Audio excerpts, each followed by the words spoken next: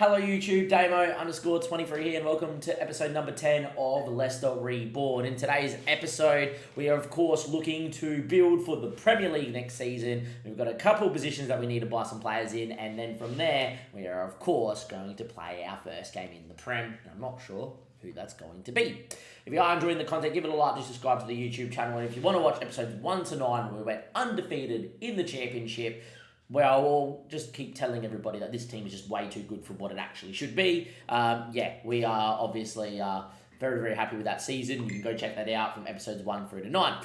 Without further ado, we are going to speak about a couple of positions here in this first part. I have picked on screen what is my best 11 right now and what is my bench to cover all positions, because that's how I look at it. Anyone outside of this list we sell. If there's ever a season where you can maybe go a little bit less than that, it's your first year in the Prem, because you're going to be starting the starting 11 so much more as well, because you're not rotating because of Europe. So there is a potential to cut this team down.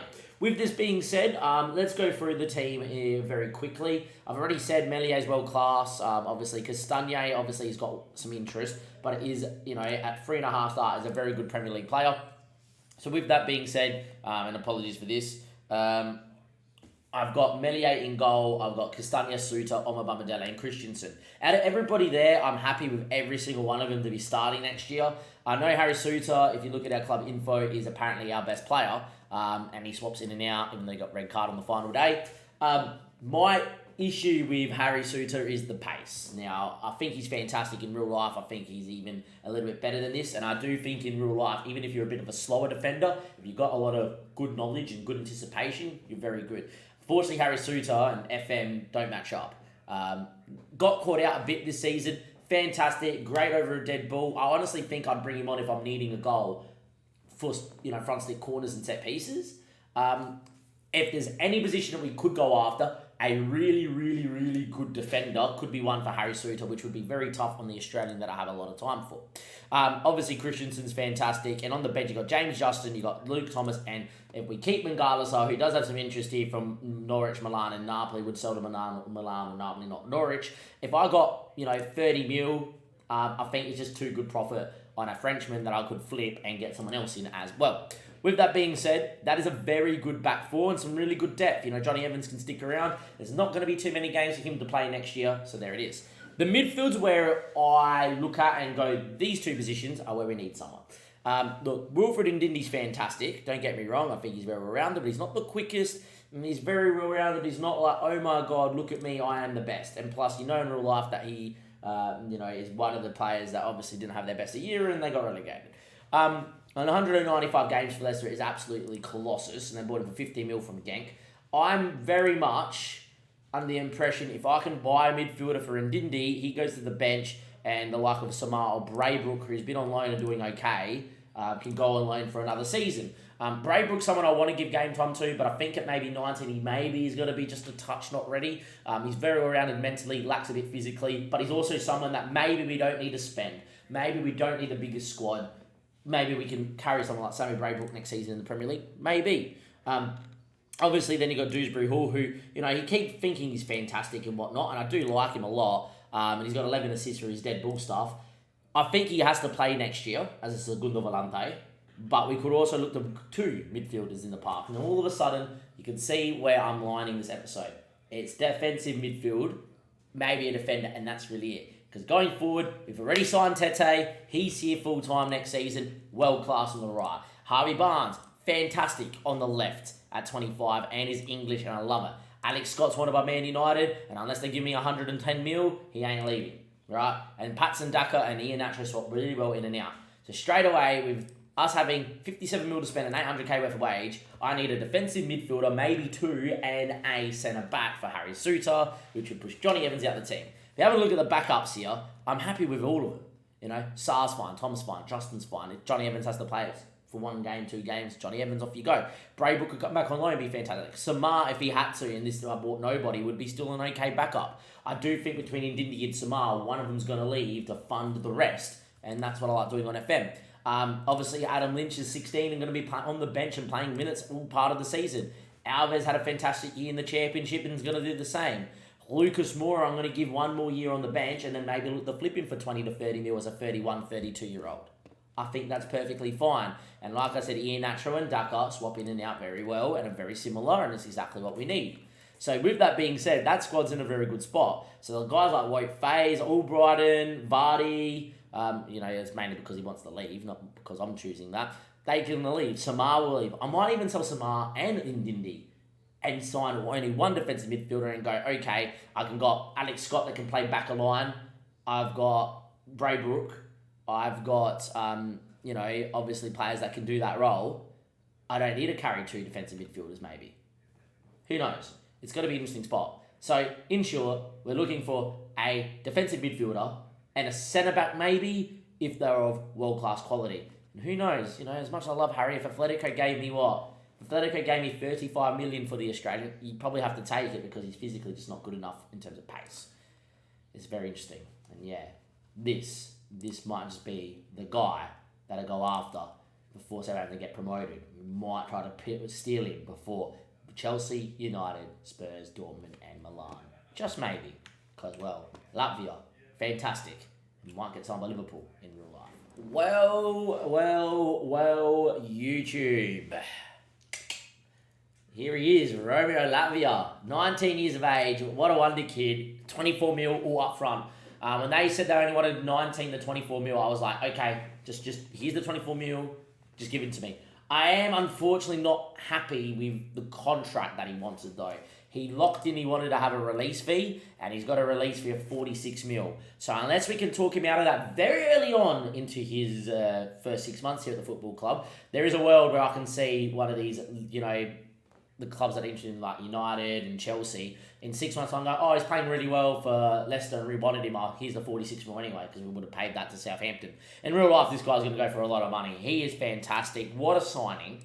It's coming in to be the ball-winning midfielder there on support. Good passing, good vision, good work rate, good aggression, and good physicality. I think that's all perfectly fine and reasonable. If there was a world where Drewsbury Hall wasn't going to play long-term or something like that, I actually would use him as a segundo volante.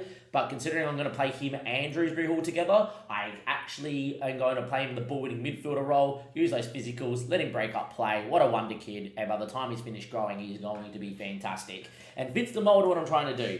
Good young talent that's either been in England or is English. And Latvia, been in England for a while now, a couple of years or one season. This will be his second season, Man City beforehand, where he didn't play. I think this guy's going to be fantastic. And what a signing.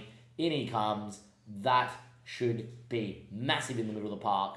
And that is really one big, massive tick of an in.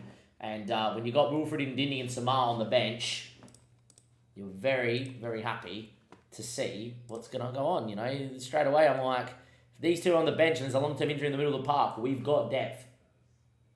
I'm pretty happy. This squad's shaping up really nicely for the Prem next season.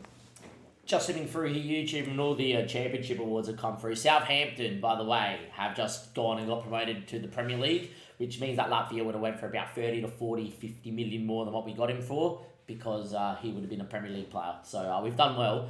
Leeds staying down, so maybe we'll go look at Leeds and see who we can rate. First thing first, 0 losses is a new record, as you would have thought that would have been the case. 2 draws is the lowest number of draws in the season. 134 points is the most. Players about to return on loan, who cares? Lucas Moura, of all people, won the championship player of the season. I've got no complaints. I know that would have been crazy. We bought him as what was going to be a backup. 21 goals and 15 assists, and this guy's not going to start for me next year. That's a pretty big call. Daka won goal scorer of the year, though, with 30 goals and 33, where he naturally got 30 and 40. And then Ryan Hardy at Plymouth, who had finished mid-table, scored 29. Christensen won EFL Young Player of the Season. Samhil Banzu only won Golden Glove, which I think that's more down to Melier didn't play enough games to win Golden Glove. So he didn't concede too many goals. He had 22 clean sheets, only conceding 19. Southampton actually did very, very well, who got promoted in the final. We won Coach of the Year, of course, as well. And lucky last, we also got a new contract to 2026. So I thought we should recap all of that there as well for you. Okay, YouTube, here we are. First things first, Jamie Vardy has officially left to go join Rangers, wanting to leave. That's fine.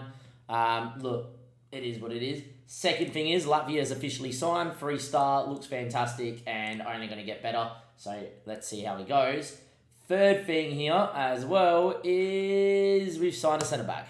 Demiral is in the van, and it's a cheap deal.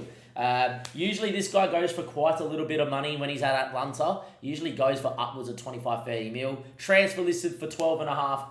They then eked 14 out of me somehow. But yeah, look, fantastic. Now, a bit of a story behind Demiral is he's usually nailed on for Atlanta. Played the first 12 games of the season, not particularly great, and then he got an injury, and a big one. He damaged his cruciate ligament, which means, well, that's not good, Damien. Why are you signing him? Because have a look at him compared to Harry Suter, and have a look at the stats that he has. Just straight away on the octagon, as you can see, Demiral's better defending, better mentals, better physicals, way better in terms of speed, only loses out in aerial. I will say that, yes, well, one of them is 6 foot, one of them is 6'6", the other 6'4". They're still not too bad in the air. Second thing as well, while we're going after him, is he fits exactly what we want. He is on a cut price deal, which means we're going to have a lot more money in the club. We're not going to have any future fees like we're doing with Tete or anything like that. He's approaching his prime at 25. And if you have a look at him, he's fantastic. He's got 1, 2, 3, 4, 5, 6, 7, 8, 9, 10, 11, 12, 13, 14 stats of 15 plus as a centre-back is outrageously good. He's borderline world class. And at 25, you could imagine that a couple of these extra little bit of stats could get there. Things like positioning, things like decision-making can be improved. Hopefully his agility and balance gets up a little bit as well. He's a physical specimen. He's going to be your new starting centre-back alongside Bambadele in the Premier League. And, well, I'm very happy to report that as soon as he got transfer listed, I was straight in for him at 25 years of age. Our team looks swimmingly. I also have to just do that. I'm very happy with how this team is shaping up right now. YouTube, I'm live. It's a night stream here on a Saturday night because I've got no life and I play FM on a Saturday night. This is an offer for Garang Kuol. For those that don't know who Garang Kuol is, he's an Australian 18-year-old that moved to Newcastle in real life in January. And on FM after that, he's had a bit of a potential boost. He's a bit of a wonder kid. Every save I've ever seen, I have never seen a good Garang Kuol develop. This is going to be funny for everybody watching this. I'm bringing him in. You might be thinking, what and why? Look, Dave actually given me a really good bid that I'm really happy to go with. Before I forget, let's actually submit this bid, right? Transfer and make offer. Yeah. What I've done is we've signed him for 18 mil. 18 mil up front. 6 mil over 3 years. So that's 2 mil per pit. That's fine. 2.5 mil if he plays 50 games. And if he plays 50 games, that's good. 1 mil if he gets 20 appearances for Australia, which he will, obviously. That's only in 8 games' time. Minimum league goals. If he scores 50 league goals for us, I'll pay him 5 mil. If he's scoring 50 league goals for us, it means he's been here a couple of years and been scoring goals. 1 mil if we win if we reach the FA Cup final. And 2.5 mil if we reach the Champions League. So we'll easily be able to afford it once we've done it. Easily be able to afford it once we've done it. If he does this, that's fantastic. If he does this, he will. If he does this, it means he played many minutes and he's developed. And yeah. Now, look, I'm doing this mainly because this, as much as this is a Leicester save and we try to take this seriously, if there's ever a time to do it, it's now. A, it's the end of the game cycle and I want to have a bit of fun. B, I have got, a year, potentially 2, where we won't be fighting for a top 4 of the Champions League. There is possible that we will be at the end of this season or definitely next season, right? But I'm definitely not fighting for the title. So for the next year or 2, Garang Kuol can go up front and play and whatever happens, happens. Third thing is Patson Daka's had a bid and I've accepted this bid. It was 20 mil up front. I asked for 32 plus whatever they wanted and they said yes. I think for as much as we love Patson Daka, right? As much as we love Patson Daka, who's a decent Premier League, good Premier League potential, right? If I compare him with Garang Kuol, right? You guys are going to look at me and go, Damien, you cannot do this. This is not right.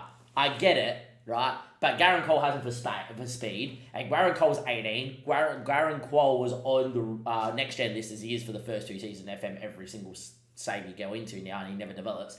I think if you get him in at 18, you play him, and he scores goals, he gets good form, I think he's fantastic. Plus, Iheanacho is going to be here for the next 4 years off the bench every game, and Garang Kuol's not in form, we bring him off the bench, that sort of thing. I think it makes a lot of sense.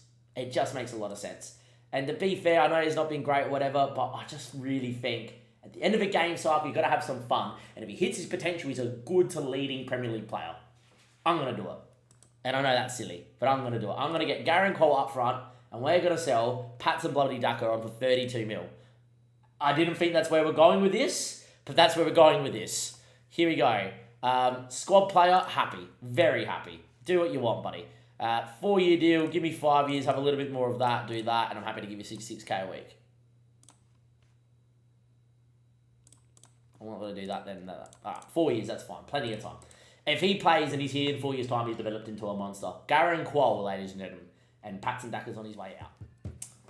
Remember what I said about signing Garang Kuol and having Iheanacho as the backup if he goes out of form? The next 3 to 4 months, that's not going to happen. He's broken his ankle.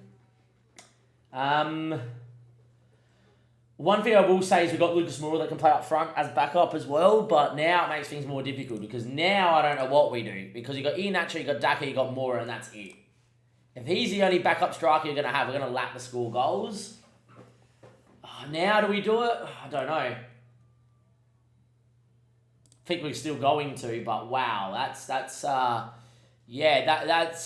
2 days after accepting this and accepting the Packer deal, the Daka deal, which we could pull out of both. Have Iheanacho go out for the next 3 to 4 months is ridiculously stupid timing. No one else really that can play up front here. Moura can. That's really it. No one else can really. Seems dodgy timing. Yeah, always dodgy timing. I can't really... There's no one else that really can play up front. Do we have anyone around that can play up front? Don't think there should be. Christian Popov can play up front. He's not great. Yeah, I don't know what we do now. I think we still make the... I think we still do this because it's fun. But, yeah, this makes it more difficult now. All right, YouTube, here we are, opening day of the season. It's been a bit of topsy-turvy. We've made a lot of signings, sales, you name it, as you've seen throughout the episode. Let's get into it. We've got Forest at the City Ground away from home in what could be potentially a 6-pointer for us, depending on what happens, obviously, with this season. In terms of the season preview, the game has us in 8th. As you can see here, which is fantastic. If we were to finish 8th, I would take it. Because of the injuries, the game also has Garang Kuol as being our striker this year, and I would agree that is definitely going to be the case as well. The game has actually got it pretty spot on. That front four is what I'm planning on playing. That back four, Meslier for Demaru, is the only change, and the midfield's correct. So, me and the in-game season preview actually have a very similar outlook on what is going to happen this season. In terms of the team itself, as picked, it's on screen would be our best. Suter got suspended in the last game of last season, so he's out for the first 2 games, which is huge because we've actually got Forest and we've got Everton, and he would have played because Demaru picked up an injury during pre-season and hasn't been 100% fit. Iheanacho is also the other one that's missing out, which is not particularly great either. So we're going to do that, and Smithies is going to make the bench as the backup striker, as the backup keeper, just in case. In terms of pre-season, there it is in its entirety. Started with a very poor 1-1 draw to Celtic. Absolutely dominated, couldn't score a chance to save our lives. It turned out that we needed 16-year-old Lynch to set up 17-year-old or 18-year-old now Will Alves, so our 2 youngest players, to set each other up to score. Dominated, conceded to a long throw as well. Beat 2 sides that we should have beat easily. Against Napoli, we dominated, but every chance against Napoli, which is definitely the biggest game of pre-season, we conceded. So not the greatest look. Olympiacos yet again conceding again, and Frankfurt, obviously a good win. If you can beat Napoli, Olympiacos, and Frankfurt, it probably means you're good enough to be in and around Europe. Obviously conceding goals there as well. So I'm a bit worried about what's going on.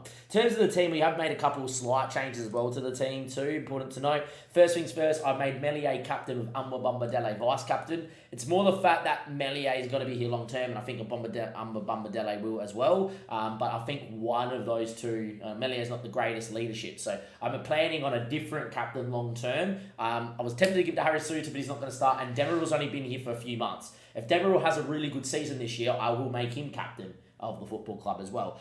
With that being said, Melier, obviously our best player lining up for the season, and Adam Lynch has been this good and even developing in pre-season, which is great to see as well. Let's get into our first game here, too. It is going to be Melier in goal, Castagna, Demaril, Omamadele, Christensen, Drewsbury Hall, Roman Latvia, Tete, Scott, Barnes, and Garang Kuol is up front. And there he is, the man from Australia. Let's see what he can do. All right, let's get into it here. We need to give a squad number to Garang Kuol. It's going to be the number 9 because we just sold... Number 14 because we just sold Daka. There we go. Obviously, not having Iheanacho on the bench is not great. We did beat and pump Forest last year 7-1 in the FA Cup. 6-0 at half-time, but we are, against them here. Obviously, Zlatan up front. Brendan Johnson, I was interested in signing, but they want 100 mil for him. Elmas in the hole. Matic. It's just an older side that you can get at. You know, Omar Richards is decent as well. Neko Williams is pretty good on FM. Philippe's gettable, and you can get at him. Diallo is pretty okay. And Luis Maximiliano is in net, not Keylor Navas, that's the name. Scrappy is in there. John Joe Silva, Taiwo Adamioni, who's decent on FM.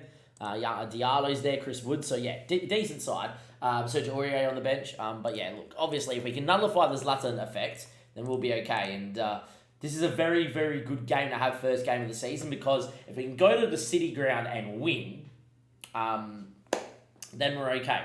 We can really believe in that. We're okay. Last year wasn't just a flash in the pan. We are a really good side.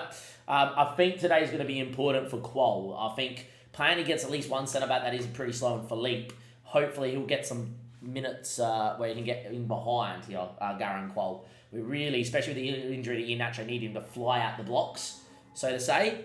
But yeah, obviously a team that we should be beating, and hopefully we will. And so far, 15 minutes in, 65% possession. Our first highlight is here, and it looked like Richards has handballed it. I actually don't know who's taking the penalty, considering we do have Iheanacho injured and Daka's not on the park. I reckon it's going to be Tete, the Brazilian. We signed him, obviously. I think Tete's got the best penalty taking. He took a few penalties for us. Went bottom right-hand corner, so keepers left a lot last season. And here he is, new signing, officially our own player. Penalty, steps up, and, well, bottom right bin for the keeper, bottom left of the screen. All his other penalties last season was the other side. And we lead 1-0 17 minutes in. It's a penalty. I'll take it. And to start the Premier League season, we lead away from home, and that's very important, of course, as well. With that being said, too, because we are 1-0 up here and playing a side that we are going to more than likely dominate, Get Stuck In can come off now as well. Especially with Latvia on a booking. Don't want him getting suspended early doors, especially with Ndindi still with a slight knock, not 100% fit. Drewsbury Hall whips one. Wasn't too far away, but wasn't close either. And we're going to just continue on here and see how we can go. Playing out from the back, Melier, club captain. Demaril, who will be the future captain. Just need to give him a season to bed in with the boys. I can't just make him captain straight away. Castagna going on a run. Because back to Drewsbury Hall. Into Demaril. Into Latvia. Demaril. Omamadele. Christensen. Goes on a run. Looks for Harvey Barnes. Christensen still with him. Now he can whip. Doesn't. Harvey. Scott. Deflection. In. 2-0. We'll take it. Ball from Harvey Barnes front stick. Took a deflection. Keeper got a hand on it, but it's gone in. And Alex Scott, in his first game in the Premier League, has got a goal, the 19-year-old. A man wanted by Man United still in August. And I haven't received a bid for him. Then, yeah, maybe a little bit lucky it has gone in, but we'll take it. And a set piece down the other side, straight over for Campagna. Backstick ball cleared away. Tete's on the break in. Garang Kuol's a quick little striker. Where is Garang making the run? Tete's just going himself, and he's going away. He's got 5 against 1. Garang won't be getting on this. Roman Latvia now. He gets byline. Cuts it to Christensen. Out at Castagna. Needs to beat his man on the outside and does. Gets it into the byline. Cuts, blocks. Maybe it's a chance for Matic to go on the break here. Pumps one in towards Ibrahimovic, who can do well. Elmas. Good one. Brendan Johnson's in here. On the break. Melier beat. And just like that, Forest score. And this is my worry for the season is, for whatever reason in pre-season, this whole stream, we just look like conceding every time the opposition gets the ball. Good ball out there Zlatan, pulled out our defenders out wide, and a ball over the top from Elmas to Brendan Johnson, and we've conceded like it was nothing. That's my worry for the season. For a team that barely conceded last year, we look like conceding goals this year. at least in today's stream, as Scott's effort straight at Maximiliano. A very dominating display, but it's only 2-1. It's only 2-1. And that goal was quite huge for them. Zlatan's a big boy, but Demirel wins. Garang Kuol puts himself about, but ain't going to win that. Frula. Philippe. Ball goes long. We don't win the header, but it falls to Victor Christensen. That's a ball and a half to Harvey Barnes. Harvey Barnes is in here. Garang Kuol wants it at the front stick. Garang Kuol could have been a dream debut for the Australian. Unfortunately for us, great save from the keeper. Tede now. Switches out towards Harvey Barnes. Harvey Barnes. Can he cut one across the box? Looks back stick to Tede. Scissor kick. Oh, by the way, we actually scored a scissor kick in pre-season against Napoli. Iheanacho scored a scissor kick. Nothing crazy. It just looped to him and he put it in. But yeah, I'll show you guys at the end of this episode. And then Reborn Latvia. Scott. Elmas. Richards. Hits one. Wasn't far. Melier wasn't comfortable. 44 minutes played. Too far out for Drewsbury Hall to probably score. He's not the greatest free kick taker, but we don't really have one. Ibrahimovic gets a solid head on it anyway. Drewsbury Hall now. Back to Castagne. Out to Alex Scott. What a ball. Got time. Cuts it. Tete. Oh, the Brazilian's done well. After a pretty good year in the championship, he's got 2 on his effective actual debut in terms of being our own player. And in his first game in the Premier League, he's got a brace. It's 3-1 right on half-time. Deserved to have the bigger lead. And Alex Scott's got a goal and an assist, and Tede has a couple of goals, and that's a good finish from Tede. And that is a 3-1 lead. Doing brilliantly, lads, apart from the fact we conceded their only shot on target they had. But we'll be all right, boys. Let's go. Time's ticking here. 58 minutes. Maxi Armo. Neko Williams. Good, looks to get a press out. Garang Kuol needs to run the channel. Diallo. Campagna. Matic. Good from Alex Scott. Drewsbury Hall. Castagne. Ball in. Kuol's a big enough boy to win, doesn't? Matic again. And this is how they scored. They just went long into a channel from Matic, and next minute they scored. Forced them backwards here to Diallo, which is good. Now can we get across and squeeze and win it high up the park? We tried it with Tede. Alex Scott was there. We just didn't win it. It was a good press. We just didn't get the half a yard we needed. And well, now we're in trouble. Brendan Johnson makes a run. Oma Bambadeli reads. Latvia, Tede, Kuol, quick. The Australian, there he go. Garang Kuol, as long as the offside VAR flag doesn't go up, which I think he's on, he scores a goal in his debut, the Australian. And well, it's 4-1, and Garang Kuol has his goal. And Demirel, Latvia, great ball through to Tete, one touch, ball through. Garang Kuol gave the keeper the eyes. He's got decent finishing at 13, finishing for a young kid as well. And the 18-year-old side foots it in to start his campaign. And we lead 4-1 now against Forest. And what's been a pretty good start for us. Ibra's going to win that. Brennan Johnson now, 4 against 1, holds it up. Lovely Elmas. Finds a Matic. Matic now out the other side. Still don't think we've been great at any point in this stream today, boys. We've been live for the last 2 hours doing pre-season. And we just look like conceding every time the opposition go forward. There we go. Anyhow, 63 minutes. Cole bossing it. Yeah, I love it. I love seeing it, yeah. Lynch is going to come in. Tede's had a pretty good game. Give him his first game here in the Prem. Same with Will Alves as well. Going to get Roman Latvia off for his debut here. We're going to bring Samar in. I'm going to move Drewsbury Hall on that side, and Samar's actually going to come in as a deep line playmaker to help sit here as well. And Demirel's coming back from injury, and I don't want to really kill him either. So I'm going to go 2 ball-playing defenders, and we're going to go with 2 ball-playing defenders on cover and go with that. And there we go. A couple of changes there, a couple of injuries, what name it. Keeps Bengala Sarr happy, and yeah. Yeah, I look like I said every time Haaland touches the ball. Mackham Games playing Man City here. One of the guys in our Twitch chat. And yeah, Haaland looks like scoring, I bet. Tede gets 2 goals and assist on his debut. Lynch comes in, the 16-year-old, for his debut in the Premier League. William Alves, 18, gets his debut in the Prem. So this is great. And hopefully the boys continue this good run of form. 76 minutes played. Ball goes long. We don't win that. Chris Wood flicks on. And in between Melier and Uma Bambadele and whatnot, we got it away. One change left to go. I'm actually going to bring Luke Thomas in as well. for Christensen. He's had a pretty decent day out there, as long as we don't concede right now, as Chris Wood heads one into the top bin, and we do concede. As I've been saying, I don't think we've been really any good in today. We're conceding every chance, it feels. They've had 2 shots on target, 2 goals. Meslier against Napoli, 2 shots on target, 2 goals. Yeah, I don't like this. Anyway, Samar wins. Just every pre-season game felt like this too. Like every chance the opposition had and they put on target went in. Not nice. Anyway, Thomas cuts one. Doesn't find Garang Kuol. Look for him though. Samar. Oh, good run from Castagnier. Cuts it. Garang Kuol deflected over the bar. Or else that was another one for the Australian. Looks good. Looks good. Dewsbury Hall. Whippage. Omar Bombadelle heads over. 84 minutes played. Only 4-2. You'd probably save a bit on the unders here. A goal for them right now makes it very nervous. A goal for us is great. That's headed over the bar. We definitely have done enough to win today. 21 shots, an XG of 2.79. We've looked good. But yeah, defensively a little bit, and that's not particularly great. Look, pretty happy with that. I'm going to definitely tell everyone they've done well. I'm going to go find Meslier right now. Don't really care about if he was happy or not. I've got a game against Everton in 5 days that I need to make sure people are okay with.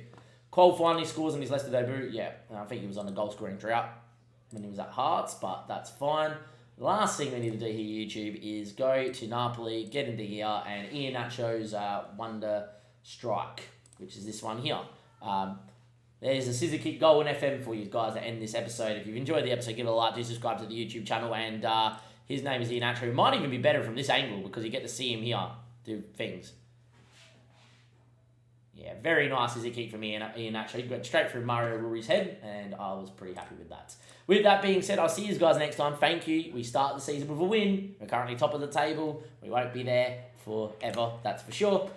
With that being said, I'll thank you, and I'll see you for the next one. Bye.